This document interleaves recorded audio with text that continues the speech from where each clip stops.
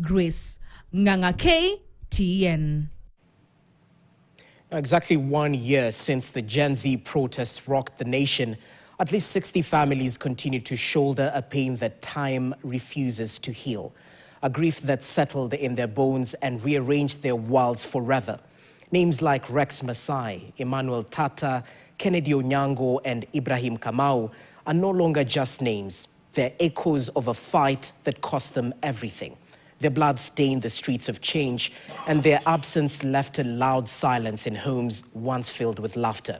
KTN's Vera Mora sat with the families whose heartbeats still carry the final words, the last embraces, and unanswered questions that time refuses to bury. Since the protests of June 2024, Edith Wanjiku has carried a grief that followed her like a shadow, silent, unyielding, and heavy with sorrow. Her world, once full of laughter and promise, now echoes with loss. Her 19-year-old son, Ibrahim Kamau, was shot dead just outside Parliament buildings. His only crime, daring to dream of a better Kenya. Ibrahim alikuwa amepigwa risasi 2 za shingo, ndo zenye zilimuua. Mimi kitu ya kwanza hata sikuamini kama ni yeye. Ilibidi kwanza nitoke nje. Nikakaa tena nikarudi tena, sasa nihakikishe kweli kabisa ni yeye. Every dawn since that tragic day reminds Edith of what's missing. Not just a son, but a future, a lifeline. Her son was a hope, her pride, now reduced to a framed photo. Tangu hiyo siku, ile yenye ilikuwa tusaidia nayo sasa siwezi pata. Unaona? Hakuna mwenye anaweza nipea. Juu kama tangu hiyo siku, mpaka mzee wangu pale alikuwa anafanya kazi alifutwa. Sababu ati alienda mazishi. Edith is not alone.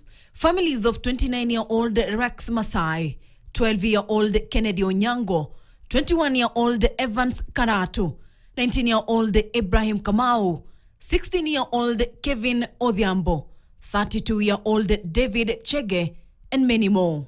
Mzee wangu alitoka asubuhi, anafanyanga biashara ya mali.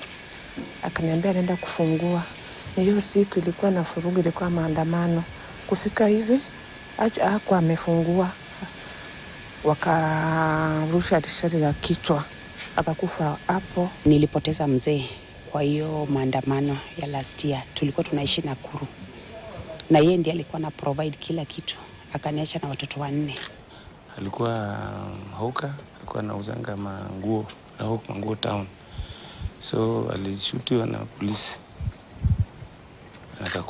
Human rights groups put the death toll of the Gen Z protests against the 2024 finance bill at 63. These were young Kenyans who chose hope over fear, peace over violence, and justice over silence.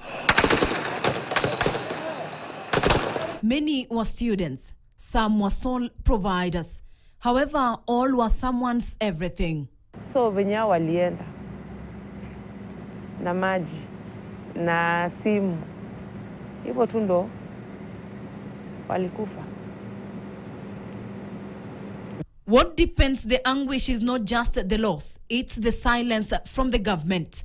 No convictions, no public apology, no justice, just framed photos, unmarked graves, and a government that in their eyes has turned away. Yet in the thick fog of mourning, the families have risen, not with weapons, but with petitions, placards, and prayers. They have marched, spoken, and demanded answers. These families refuse to let their children become mere statistics. Kwa ukweli tunafaa niende parliament. Pale aliuliwa, nike maua.